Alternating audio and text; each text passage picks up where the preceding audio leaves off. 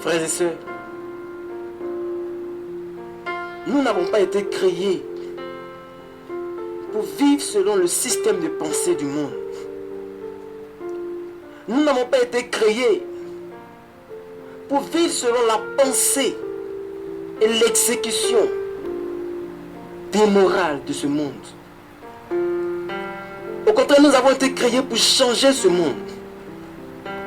Nous avons été créés pour apporter notre édifice à ce monde, afin qu'elle puisse prendre exemple sur nous, afin qu'elle puisse s'inspirer de nous, afin qu'elle puisse voir le modèle parfait de Christ en nous.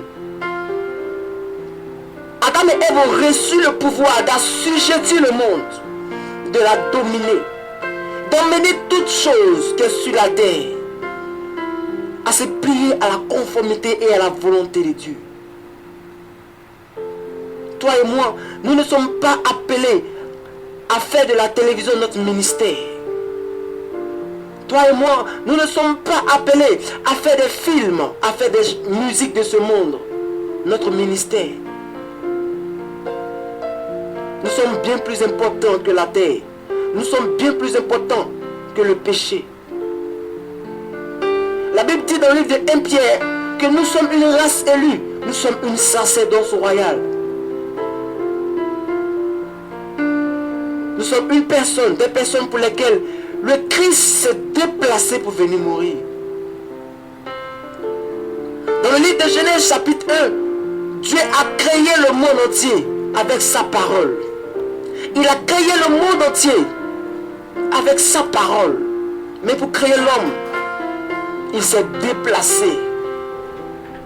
Et il a créé l'homme à partir de ce qui est à l'intérieur de lui.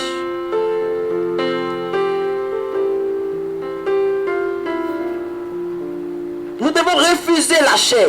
Nous devons refuser les avantages de ce monde. Nous devons nous dire, pas de réconfort, pas de paix pour nous, tant que le message de Christ véritable n'est pas encore passé dans le cœur. Le royaume des cieux est proche, mais nous qui sommes chrétiens, que faisons-nous? Le royaume des cieux est proche, même pour nous qui sommes des témoins de Jésus-Christ, des messagers et des ambassadeurs. Que faisons-nous avec ce message si fort? Que faisons-nous? La Bible dit que ça sera comme le temps de Noé. Les gens mangeaient, les gens buvaient et ils ne pensaient même pas que le déluge allait venir. Je parle aux serviteurs de l'Éternel. Je parle aux servants de l'Éternel. Il est grand temps que nous commencions à nous ressaisir. Nous devons nous lever pour lutter avec le monde. Nous devons nous lever pour lutter contre les œuvres de la chair. Nous devons nous lever pour lutter pour nos amis, pour nos frères et sœurs, afin que leur âme soit sauvée. La concurrence, les discussions et les divisions dans l'œuvre de Dieu ne fait pas plaisir à notre Seigneur Jésus. Il a dit dans le livre de Jean chapitre 15, je vous donne ma paix. Et je ne vous la laisse pas comme le monde vous la donne. Je vous donne ma paix afin que votre cœur ne soit pas troublé.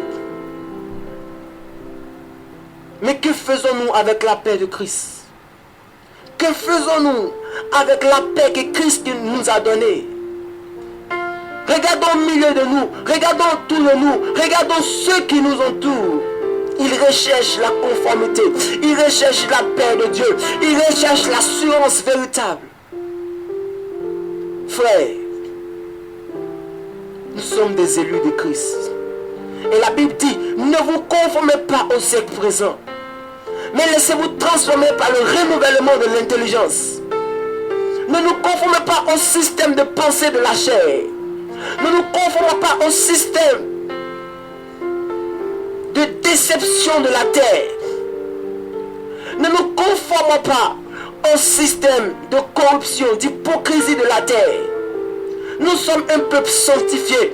Nous sommes des enfants de Dieu, des enfants sanctifiés. Et il est grand temps pour nous de faire honneur à notre Papa céleste, de faire honneur à notre Dieu vivant, de faire honneur à celui qui nous a établis en tant que prophète, en tant que pasteur, en tant qu'évangéliste, en tant qu'intercesseur, en tant que sentinelle. Il est celui-là qui nous a établis. Nous devons lui faire honneur. Mais que faisons-nous de notre vie? Que faisons-nous de la grâce que Dieu nous accorde de pouvoir parler de lui?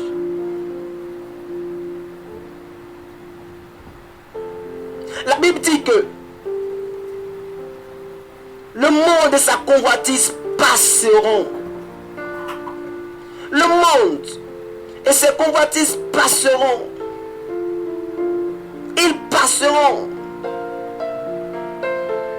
Nous ne faisons plus des âmes notre priorité, mais nous faisons de l'argent notre priorité. Nous ne faisons plus de l'homme notre priorité, mais nous faisons des relations notre priorité. Où est le Dieu qui t'a établi à ce poste?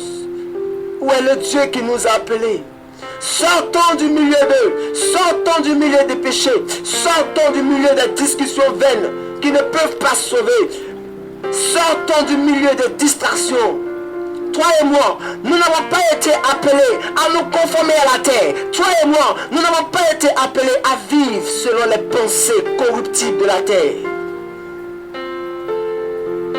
Dans le livre de Genèse, à partir du chapitre 9, lorsque Noé est revenu du déluge avec ses enfants, l'Éternel leur a donné une parole selon laquelle ils devront être craints de tout ce qui se déplace sur la terre. Ils devront être craints de tout ce qui vit sur la terre et de tout ce qui se déplace sur la terre. Au temps de Noé, on avait peur des hommes. Au temps de Noé, on avait peur des hommes. Des hommes de Dieu, on avait peur d'eux.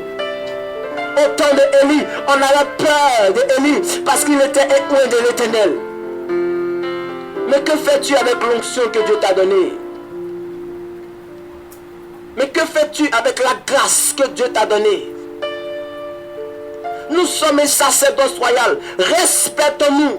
La Bible dit que si le sel perd sa saveur, avec quoi la lui rendra-t-on? Le monde doit nous regarder et vivre au travers de nos pas. Parce que nous sommes des imitateurs de Christ. Nous sommes des imitateurs de Christ. Le livre de 2 Jean dit de faire attention de telle sorte que nous-mêmes, nous ne perdons pas.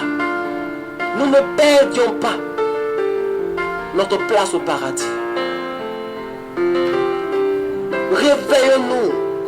Église de Jésus-Christ, je parle à tous les hommes de Dieu. Je parle au loin de l'Éternel. Réveillons-nous. Il est grand temps que nous prenions nos Bibles pour nous lancer dans la rue pour reprendre l'évangélisation comme au temps des apôtres.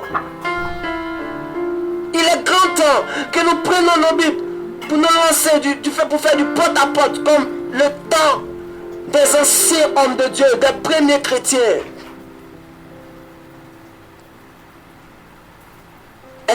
Être chrétien, être messager de Christ est un privilège, est un honneur, mais c'est également une charge.